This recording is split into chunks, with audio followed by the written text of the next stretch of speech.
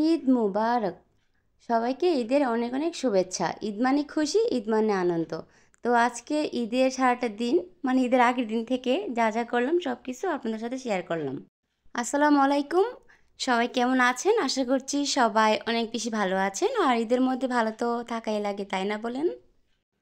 তো আজকে ছিল চাঁদ রাত, ঈদের আগের দিন। আমি ভাবলাম যে আগের দিনই সব কিছু করে নিই, যেহেতু ঈদের দিন একটু আনন্দ করব, এনজয় করবো এই জন্যে। আমার আম্মা বলতেছিল ঈদের দিন আমার বাসায় খাওয়ার জন্য, আম্মু সব কিছু করবে, কিন্তু আমি না করলাম যে অন্যদিন খাবো, আজকে আমার বাসায় সব রান্না করব। গত ব্লগে তো শেয়ার করলাম যে ঈদের আগের দিন সারাদিন কি কি করলাম। তো আজকে সারাটা দিনও আমি অনেক বিজি ছিলাম। আর এখন ছিল রাত্রেবেলা, তো রাত্রেবেলা আমি সব কিছু রান্না বান্না করে ফেলবো। প্রথমে আমি চিকেন ভুনা করবো আর কি। তো অল্প একটু চিকেনই আমি মানে টুকটুক করে কেটে একটা আলু দিয়ে আমি ভেজে নিয়েছিলাম হলুদ লবণ দিয়ে। আর এখন মশলা কষিয়ে তারপর আমি এটাকে ভুনা করে নেব, চিকেনটাকে আর কি। আমি ভাবছিলাম যে চিকেন রোস্ট করব, ও না করতেছিল, কারণ আমি ডিমের কুরমা করব। আর ডিমের কুরমাতে যেহেতু দুধ দেওয়া হয় আর চিকেন রোস্টও দুধ দেওয়া হয়, এই জন্য ও বলতেছিল যে একরকম দুইটা না করার জন্য। আর এই জন্যে আমি চিকেনটাকে এভাবেই ভুনা করে নিলাম। এভাবে চিকেনটা ভুনা করলে ও আবার খুবই লাইক করে। আমার যত সব আয়োজন সব কিছু তো ওকে নিয়েই, ও যা লাইক করে তাই তো করতে হবে, তাই না বলেন? তো আমার চিকেনটা হয়ে গেছে, এখন আমি ডিমের কুরমাটা করে নিব।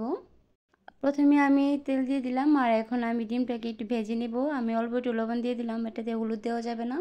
তো লবণ দিয়ে আমি ডিমটাকে হালকা একটু ভেজে নেব, বেশি আবার ভাজবো না, ভাজলে আবার উপর দিয়ে মানে শক্ত হয়ে যাবে আর কি। যে বা যারা আমার ব্লগটি দেখছেন প্লিজ একটি লাইক দিয়ে আমার ব্লগটি কন্টিনিউ করে নেবেন। আর যারা আমার চ্যানেলটিকে এখনও সাবস্ক্রাইব করেননি, আমার চ্যানেলটিকে সাবস্ক্রাইব করে পাশেই থেকে যেতে পারেন। আর যারা আমার চ্যানেলটিকে সাবস্ক্রাইব করে রাখছেন তাদেরকে অসংখ্য অসংখ্য ধন্যবাদ। ডিমের কুরমা করার জন্য আমি পর্যাপ্ত পরিমাণ তেল দিয়ে তারপর দিয়ে দিলাম পেঁয়াজ কুচি, তারপর দিয়ে দিলাম গরম মশলা আর কি। ডিমের কুরমাটা আসলে আমি আগে কখনো করি নাই, অনেকেই দেখি ডিমের কুরমা করে বা রান্না করে খায়।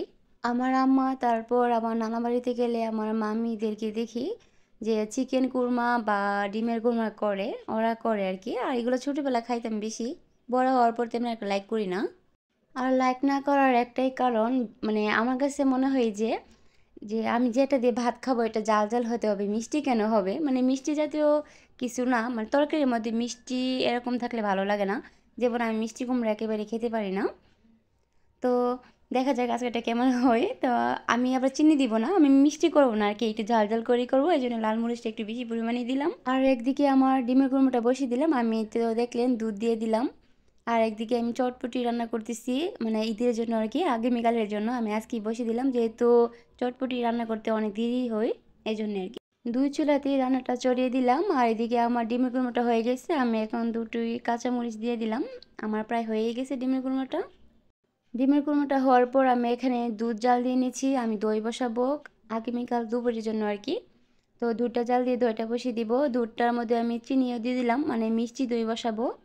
দুধটা যখন কুসুম গরম অবস্থায় তখন আমি এটাতে দই মিক্স করে তারপর আবার দইটা বসিয়ে দিচ্ছি আর কি। তো মোটামুটি আমার প্রায় সব কাজ শেষ, আমি আরও অফ ক্যামেরায় অনেক কাজই করে নিছি, সব কিছু আর ক্যামেরায় আবদ্ধ করি নাই। মিলিয়ে এখন রান্না বান্না করতে পারে সব কিছু, তারপর আবার ভিডিও হ্যান্ডেল করতে পারে, মানে ভিডিও মেক করতে পারে আর কি। আর রান্না বান্না করার সময় ভিডিও তৈরি করতে খুবই মানে একটা ঝামেলার মনে হয় আর কি। তো যাই হোক, আমি তো চিকেনটা ভুনা করে নিলাম, তারপর চটপটি রান্না করে নিলাম। আর এদিকে আমার গরুর মাংসটাও আমি কষিয়ে নিলাম, সকালে ঘুম থেকে উঠে আমি ঝুল দিয়ে দিব। মোটামুটি সব কাজ করে আমি এখানে চলে আসলাম হাতে মেহেদি দিতে, তো অনেক রাত হয়ে গেছিলো। আচ্ছা, আমি ডিমের কোরমা, তারপর চিকেন, তারপর গরুর মাংস, তারপর ছিল চটপটি, তো 4 রকমের রান্না, এগুলো করতে কি দেরি হয় না বলেন তো? তো আমি সেই সন্ধ্যা থেকে শুরু করলাম, মানে আজকে তো সারাদিন অনেক কাজ করছি, নকশি পিঠা, তারপর আরও অনেক কাজ ছিল। সব কিছু করে আবার রাত্রেবেলা রান্না, এগুলা করতে করতে সত্যি আমি খুব ক্লান্ত হয়ে গেছিলাম। তারপর আবার অনেক রাতও হয়ে গেছিলো। কি আর করার বলেন তো, যেহেতু কালকে ঈদ, একটু তো হাতে মেহেদি থাকতেই হবে, আর আমি তো মেহেদি দিতে এমনিতেও খুবই পছন্দ করি। আর আমি না ঘুমিয়ে ভাবলাম যে এক হাতে একটু মানে মেহেদি দিয়েই দিই। রাত বেজে গেছিলো প্রায় 1টা, এখন আমি বসে বসে হাতে মেহেদি দিচ্ছি, আর ও আমার পাশে বসে আছিল। আমি আমার সংসারের কাজ করতে করতে আমার হাত একেবারেই নষ্ট হয়ে যাচ্ছে। আমি ওকে বলতেছিলাম, দেখো আমার হাতটা আগে অনেক নরম ছিল, এখন শক্ত হয়ে যাচ্ছে কাজ করতে করতে।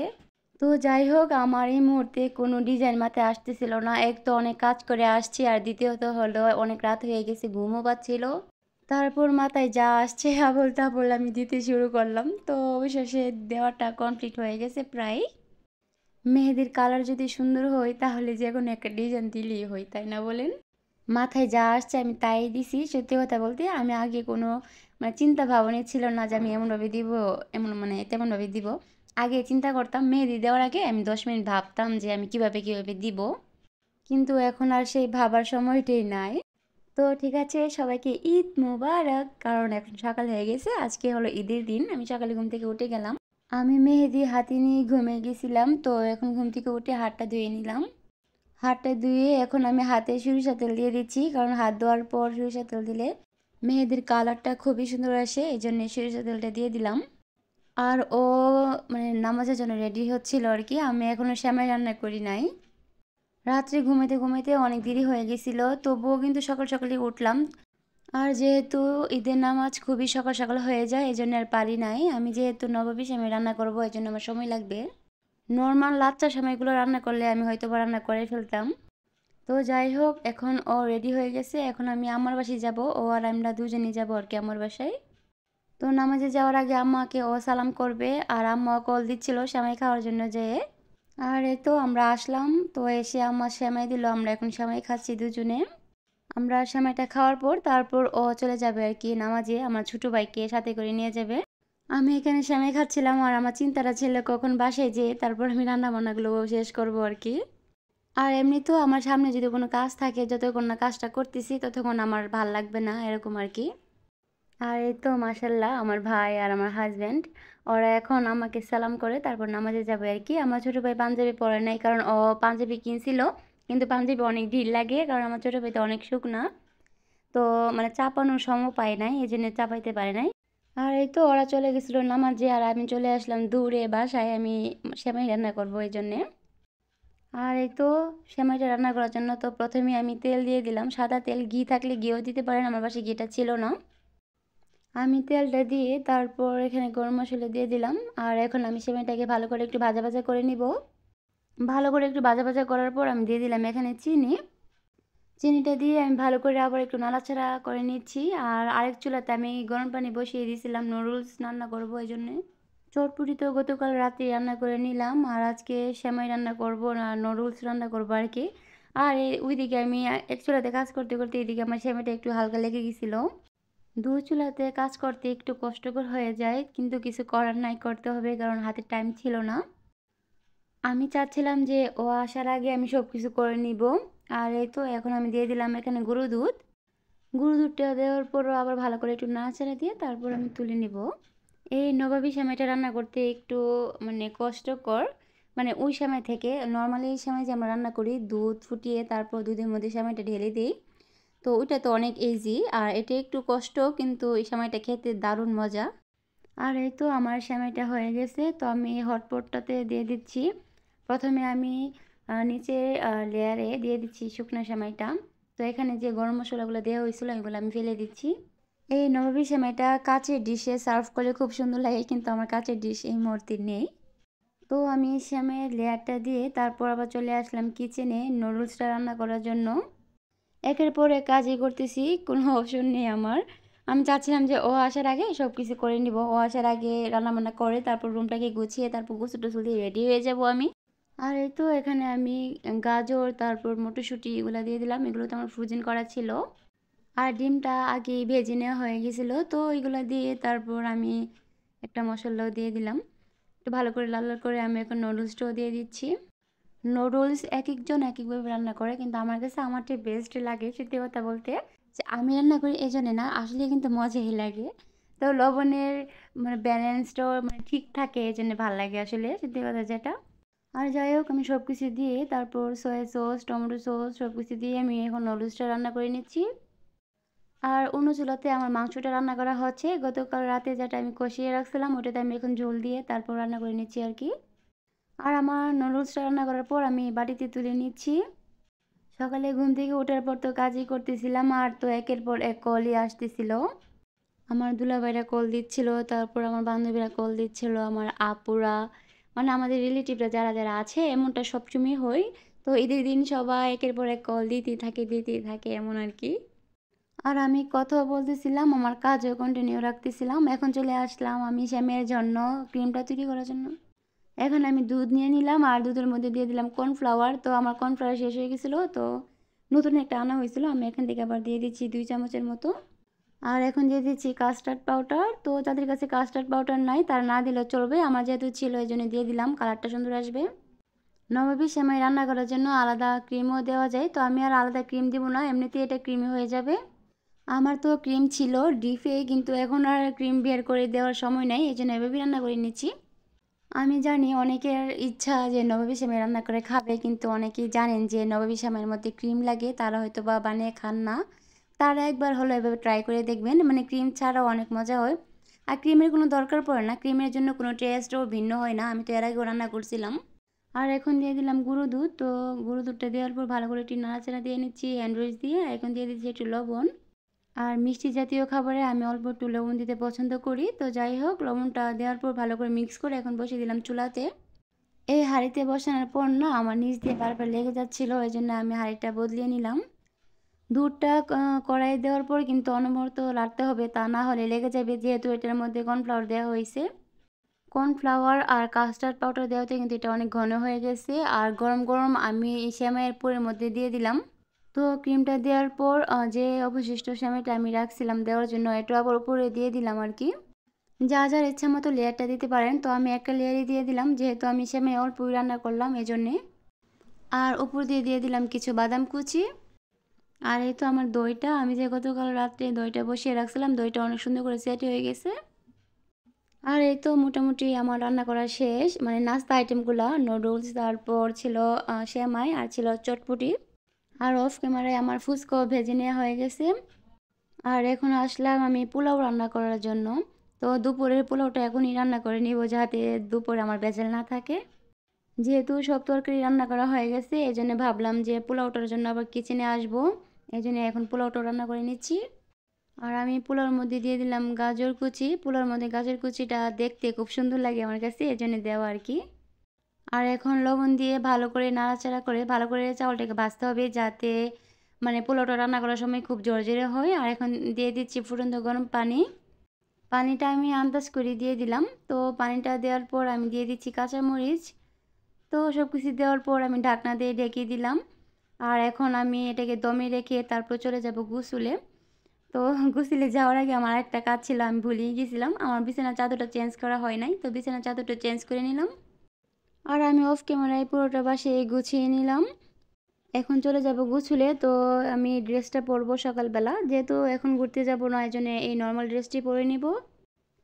আর এই তো আমি গোসল করে চলেও আসলাম। তো আমার পোলাওটা হয়ে গেছে, আর আমি চটপটিটা গরম করে নিলাম, আর তো আমার মাংস তরকারিটা হয়ে গেছে। আর আমি অফ ক্যামেরায় কিছু ফুচকা আর কিছু চিপসও ভেজে নিলাম। আর আমি যে এতগুলা কাজ করলাম, সবগুলা কাজ আমি 1 ঘন্টার ভিতরে করছি। দেখেন 1 ঘন্টার ভিতরে আমি কতগুলা কাজ করছি।